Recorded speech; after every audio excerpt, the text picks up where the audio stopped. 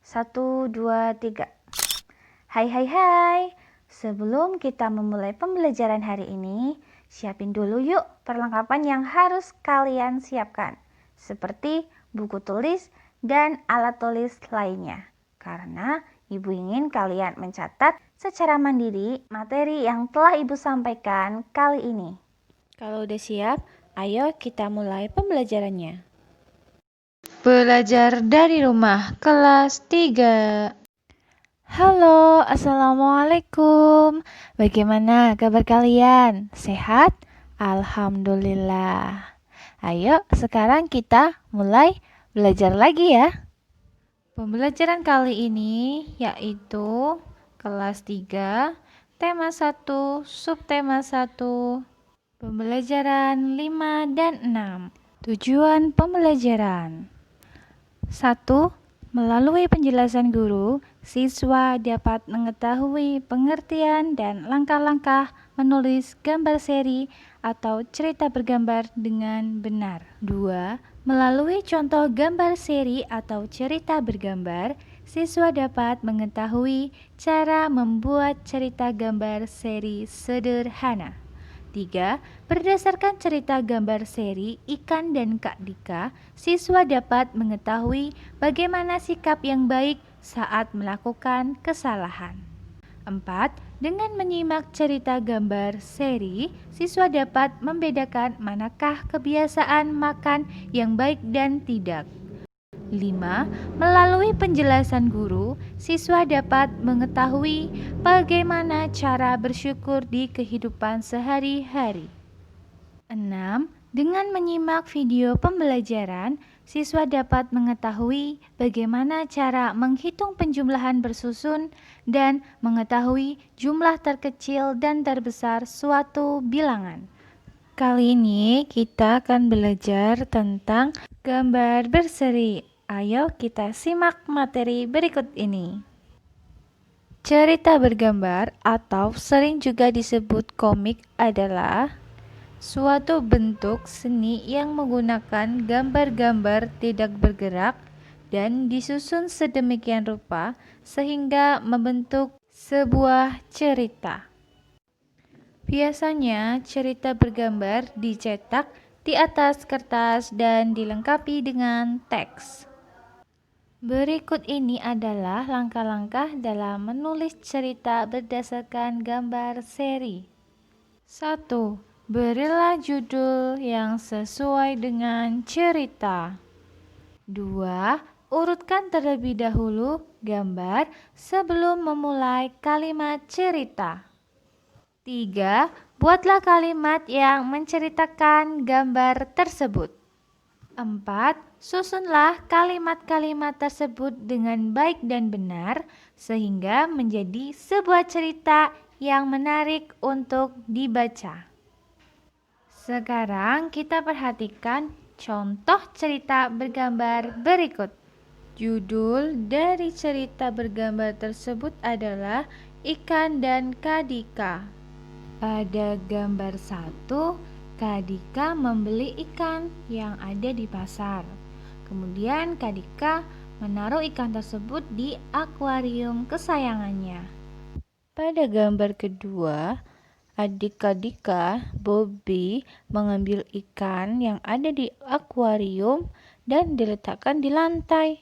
Pada gambar 3, Kak Dika kaget melihat ikan yang baru dia beli ternyata berada di lantai. Kak Dika bingung dan bertanya kepada ibu, mengapa ikannya berada di lantai, dan ibu pun bingung. Gambar keempat, ternyata yang menaruh ikan di lantai itu si Bobby, adik Kak Dika. Kak Dika marah dan mengingatkan kenapa ikan tersebut berada di lantai. Bobby pun menjawab, katanya ikan itu kasihan kedinginan di dalam air.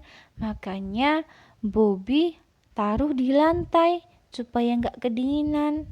Kak Dika pun menjelaskan bahwa ikan itu tidak kedinginan di dalam air, tetapi memang ikan itu hidup di dalam air karena ikan bernafas menggunakan insang. Jadi ikan harus berada di dalam air supaya tidak mati, berbeda dengan kita atau hewan yang lainnya seperti serangga. Mereka bernafas menggunakan paru-paru, jadi mereka masih bisa hidup dan bernafas di udara bebas.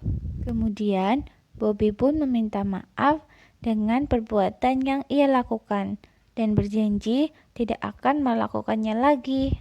Nah, itulah tadi contoh cerita berseri atau cerita bergambar yang berjudul Ikan dan Kadika. Dari cerita tersebut, apakah ada manfaatnya untuk kita? Contoh sikap yang boleh kita tiru dan yang tidak boleh kita tiru? Ayo kita simak lagi cerita berseri berikut ini. Mencuci tangan sebelum makan. Ayu dan Bobby baru saja pulang sekolah.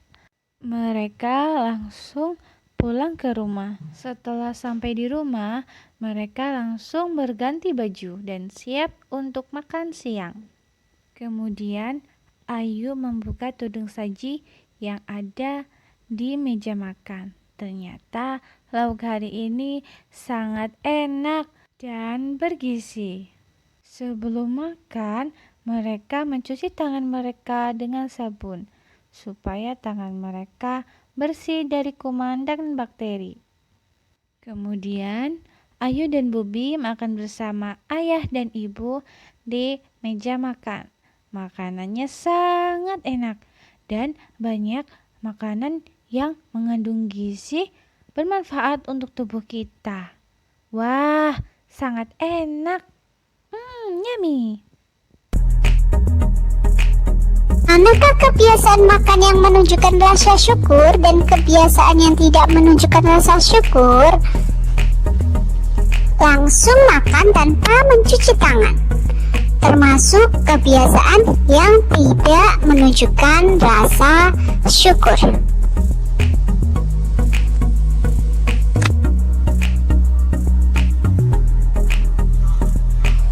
Menutup makanan ketika di luar ruangan, termasuk apakah? Ya, termasuk kebiasaan yang menunjukkan rasa syukur. Ketiga, makan makanan yang bersih dan bergizi, termasuk yang mana ya? Ya, termasuk kebiasaan yang menunjukkan rasa syukur. Kemudian selanjutnya, hanya menyukai daging untuk lauk. Kira-kira masuk yang mana? Ya, masuk yang kebiasaan yang tidak menunjukkan rasa syukur. Selanjutnya, jajan di tempat yang kotor. Kira-kira menunjukkan rasa syukur atau tidak? Ya, ternyata termasuk yang tidak menunjukkan rasa syukur. Yang terakhir, menghabiskan makanan yang sudah diambil. Masuk yang mana yang ini? Ya, betul. Termasuk kebiasaan yang menunjukkan rasa syukur.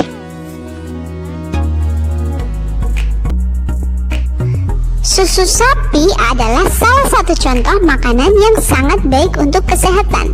Beberapa perusahaan memproduksi susu sapi dalam bentuk kemasan kotak siap saji agar mudah dikonsumsi. Berikut ini adalah jumlah susu kemasan kotak yang dapat dihasilkan oleh beberapa perusahaan. Perusahaan A 1.200 kotak, perusahaan B 3.000 kotak, perusahaan C 4.800 kotak, perusahaan D 3.250 kotak, perusahaan E 2.200 kotak. Nomor 1, manakah perusahaan yang menghasilkan susu kemasan kotak paling banyak setiap bulan? 2, manakah perusahaan yang menghasilkan susu kemasan kotak paling sedikit setiap bulan? 3, berapa jumlah susu kemasan kotak yang dihasilkan perusahaan A dan B?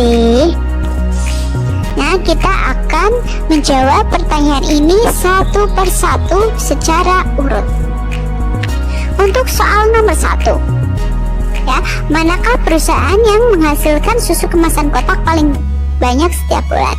Kita perhatikan jumlah susu kemasan yang dihasilkan per bulan pada tabel.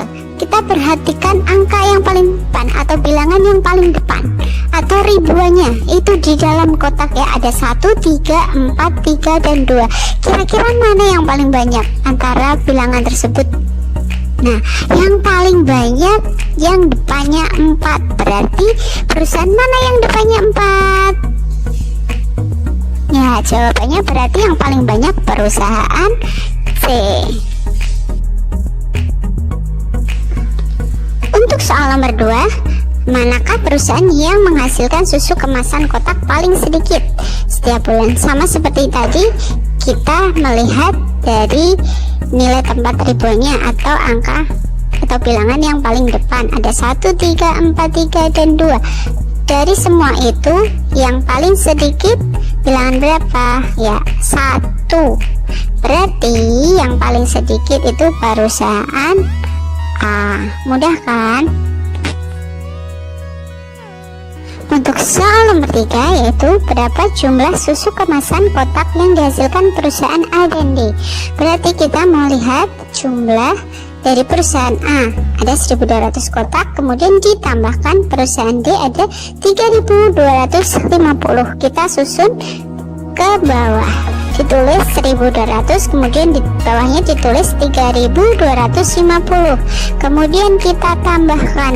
Ingat, kalau menambahkan dimulai dari satuan atau bilangan yang paling belakang. 0 tambah 0 hasilnya 0. 0 ditambah 5 hasilnya 5. 2 ditambah 2 hasilnya 4. Kemudian 1 dan tambah 3 hasilnya 4. Jadi kesimpulannya, jumlah susu kemasan kotak yang dihasilkan perusahaan A dan perusahaan D adalah 4450 kotak. Mudah sekali ya.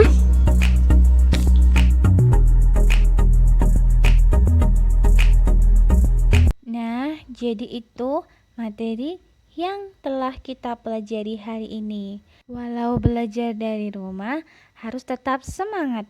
Sekian dari Ibu, terima kasih. Sampai jumpa lagi di materi berikutnya.